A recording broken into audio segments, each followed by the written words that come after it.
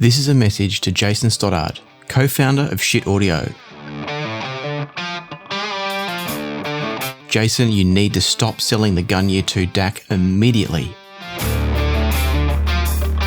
If you don't, nobody will want to buy any other DAC. Okay, that might be a slight exaggeration, but the Gungnir 2 DAC from Schiit Audio, affectionately known by many people as the Gumby, is one hell of a product. It's the right size, it sounds fantastic, it's well priced, and then what it's capable of? We need to discuss that a whole lot more. Just like Schiit's other big boy DACs, the Bifrost 2 and the Yggdrasil, the new Gungnir 2 DAC uses Schiit's own proprietary multi-bit decoding technology. That involves a hybrid decoding approach that's a little bit like using an R2R DAC and a Delta Sigma DAC at the same time. And remember, I said it's a little bit like that combination. That's not exactly what it is. I've massively simplified it there. What matters more than exactly how it works though, is how the Schiit multi-bit DACs sound. And they consistently deliver outstanding sound quality, a good sense of clarity, wonderful soundstage depth, and layering in the soundstage. And all of that's combined with a natural timbre and a sense of weight to the notes that many people around the world have come to love, including me. The Gumby 2 continues that trend.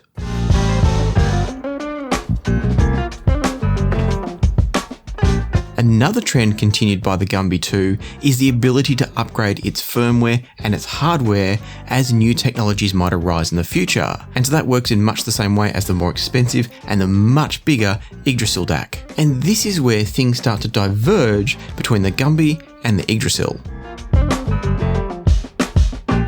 The first big difference between the Gumby and the Iggy is price. While the Iggy starts at $2,299, it can cost up to $2,699 for the version I've got here, which is the more is better version. The black Gungnir 2 comes in at just $1,599 US. Or you can pay $50 more for a silver one. Something else that the Gumby has over the Iggy is you can plug in one of these.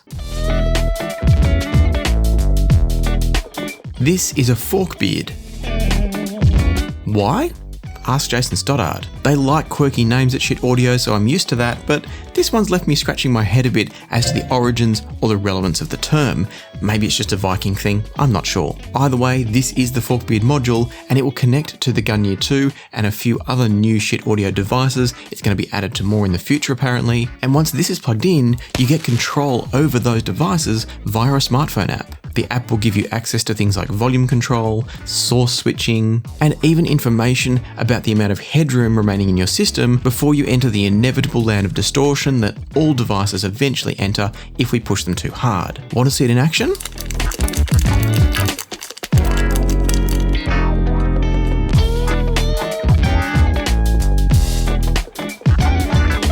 Me too, but I don't own an Apple device running iOS 16, which is what's currently needed for Forkbeard. I'll circle back around to Forkbeard and tell you a lot more about it once it arrives on Android, but let us know in the comments if you've got a Schiit Audio system and if it's been forked. How did it feel? Or rather, how does it work? What's good about it and what's not good about it? But that was a bit of a diversion away from what separates the Gumby and the Iggy. You might think that that's because this was the end of the differences and there's nothing else significant, but there's another big one. Despite the Iggy or Yggdrasil DAC being Schiit's premium flagship level DAC, the Gungnir 2 has introduced not just the Forkbeard module and seemingly an evolved approach to the multi-bit decoding technology as well, it's also introducing a new version of Schiit's in-house proprietary USB receiver called Unison.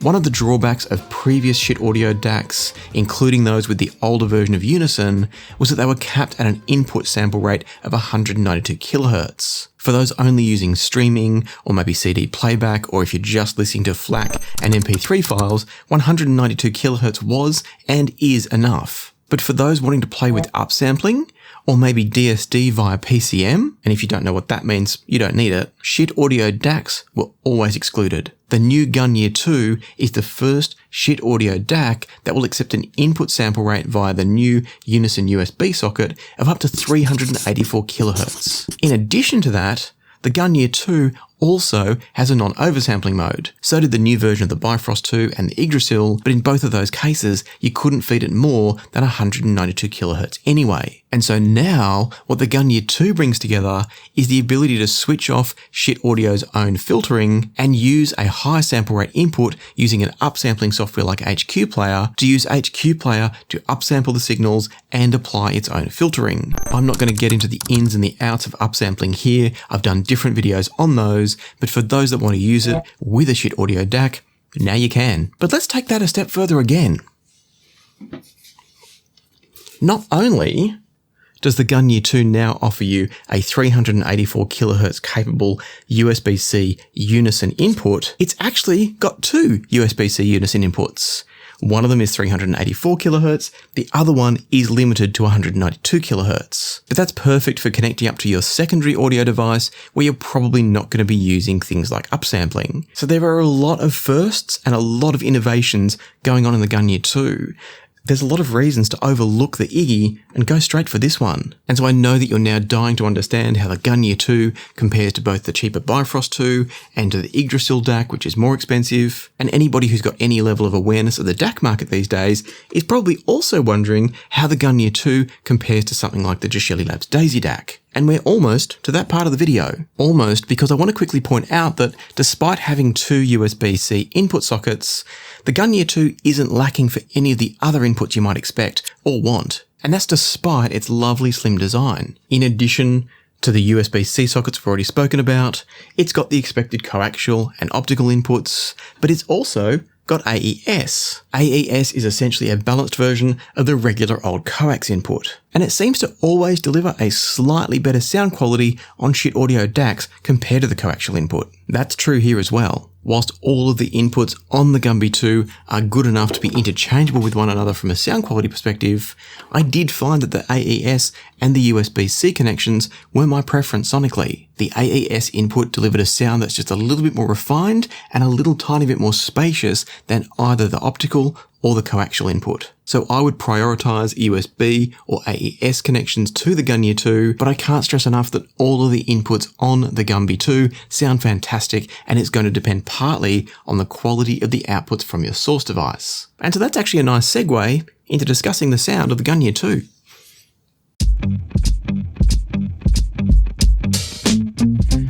When it comes to DACs, if you're listening to them in isolation without any comparisons, unless something's horribly wrong with them, they're all going to sound great these days. In other words, there's not a lot to be said about any DAC in isolation. They're almost all going to sound crisp, clean, natural, and spacious. I could use every sound descriptor known to man at this point, but it would all be relative to nothing. Instead, let's dive into one of the largest sets of comparisons of DACs that I've done in quite a while. With its price at $1,600 US, the Gungnir 2 costs about twice as much as the $799 US Bifrost 2. And the Gungnir 2 is $1,100 US cheaper than the highest level Yggdrasil More is Better version that I've also got here. As I mentioned before, there's also the Geshelli Labs Dayzee DAC, which has a bit of a price range depending on the op amps that you spec into it. And the Gungnir 2 sits kind of in the middle of the range of what's possible with the Dayzee DAC. Now, if me talking about op amps in the Dayzee DAC and speccing it out differently doesn't make sense, you can check out my Dayzee DAC review later. I've fully explained it all there. And so to decide if the Gungnir 2 DAC is actually any good, I had to compare it to all of the potential competition that I think might be vying for your attention. And in case you're wondering why I'm not talking about toppings or SMSLs here, for me, the Bifrost 2 is already one of the very best DACs up to about $1,000 or even a little bit over it. And that's over and above toppings, SMSLs, etc. If you're then wondering why I'm not talking about musician DACs or Denafrips DACs, I don't have those here to compare, otherwise I'd love to. But coming back to the Bifrost 2 at half the price of the Gungnir 2 and being what I think of as one of the two very best DACs under $1,000 US, the Gungnir 2 really has to justify its extra price here. That is, unless you're happy just to spend money on those extra features we've talked about and you're not so much worried about sound quality. But I am worried about sound quality, so I wanted to know.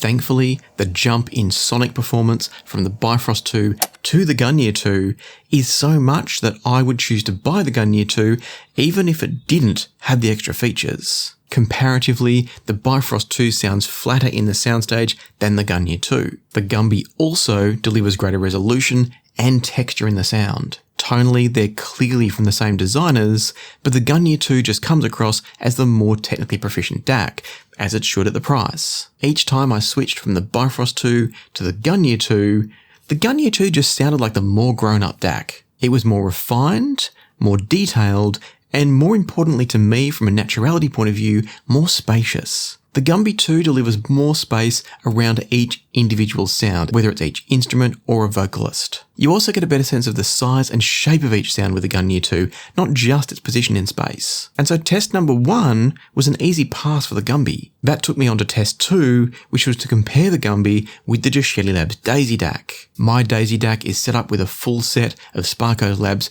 Pro op amps, and so the total cost of that setup is more than the cost of the Gungnir 2. On top of that, the Dayzee offers some extra inputs and outputs with 2 coaxial and 2 optical inputs. It's also got a pass-through for optical and coaxial.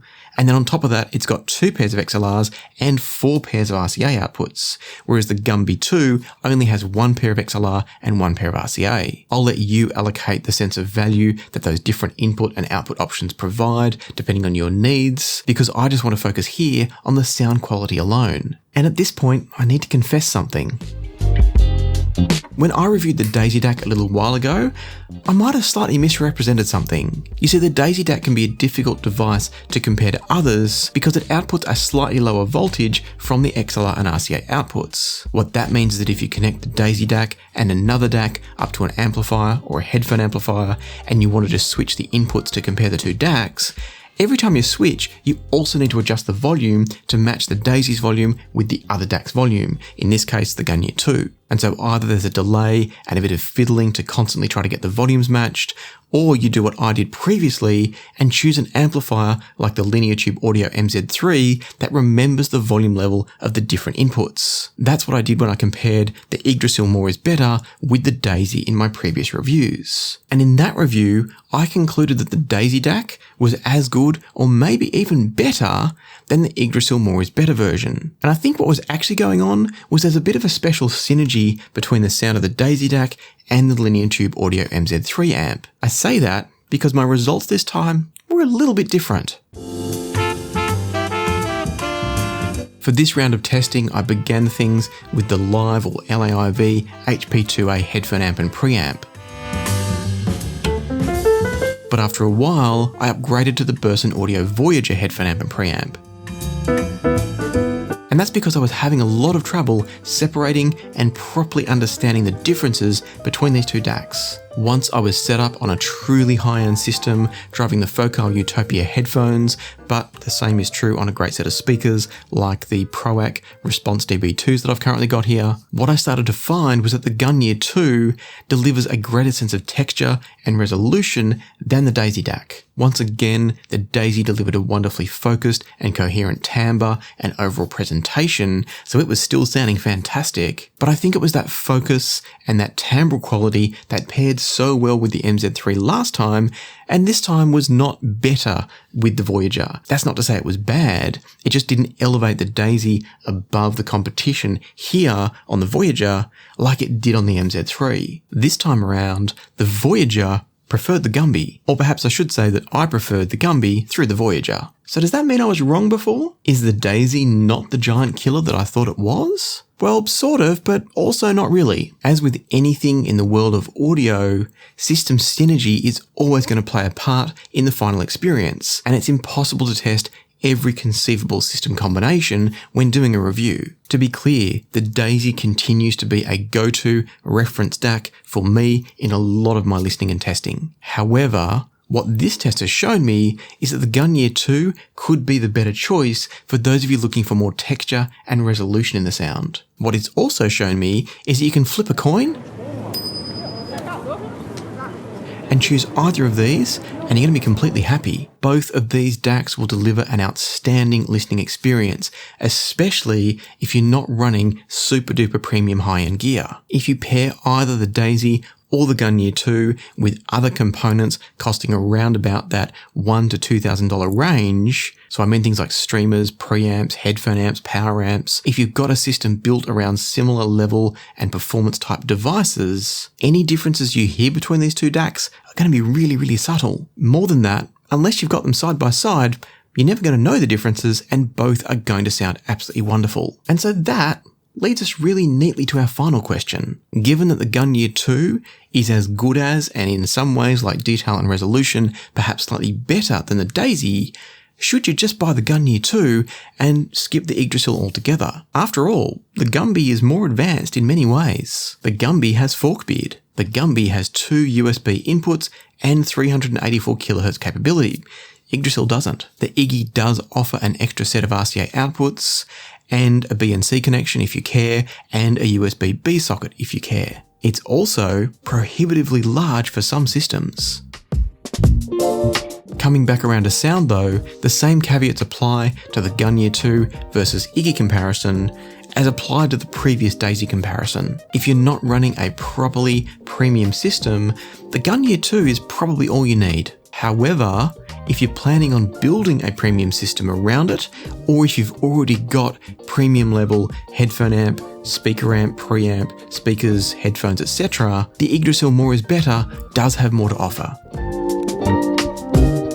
Much like going from the Bifrost 2 to the Gungnir 2, going from the Gungnir 2 to the Yggdrasil MIB delivers more resolution, more texture, and again, more space. And it was a noticeably more space and a noticeably more three-dimensional feel to the sound. I can't stress enough though that the sense of space and three-dimensionality are traits that will only be revealed in a very resolving and responsive system. If you feed these two DACs into amplifiers using bunches of nested feedback, or if you're using interconnects that damage the timing accuracy of the sound, you're unlikely to hear much of a difference. Similarly, if you feed both of these DACs into lower priced and lower performance gear, you're probably not going to hear any difference between the Gungnir 2 and the Iggy. And that's why I think the Gungnir 2, and indeed the Dayzee as well, but let's focus on the Gungnir 2 here, that's why I think the Gungnir 2 is in the sweet spot of audio price to performance. It's going to allow you to build a really exceptional system without having to spend kilobucks on the whole setup. I wouldn't describe the Gungnir DAC as an endgame DAC in the absolute sense of the term, but I would consider it to be endgame for many people, depending on their preferences and their budget. In short, the Gungnir 2 offers future-proof upgradeability, smart system integration with the Forkbeard module, a sleek and attractive design, a price tag that isn't eye-watering in the realm of hi-fi, great connectivity, and most importantly, sound quality that is natural, engaging, and enjoyable. And so if you want a magnificent DAC for under $2,000, the Gungnir 2 is one of the two best options that I can think of, with the other being the Dayzee from Geshelli Labs being a lot less readily available if you're outside North America. The Gungnir 2 is also potentially less confusing because you don't need to worry about which op amps you're ordering it with and which customizations. You just buy the silver or the black and you get great sound. And so if you want a simple, safe choice for fantastic quality sound, I've got a link in the description down below through to Schiit Audio where you can pick up the Gungnir 2 for yourself. Of course, if you like the idea of customizing the DAC or being able to buy a base model and upgrade it later, then check out my video up here where I've reviewed the Geshelli Labs Dayzee DAC to explain why I think it's also an incredibly good choice. For now, a huge thanks to YouTube channel members, thank you to channel Patreon members, and thank you to those of you who leave super thanks on videos like this one. And until next time, happy listening, be kind to each other, and I'll see you again soon on Passion for Sound.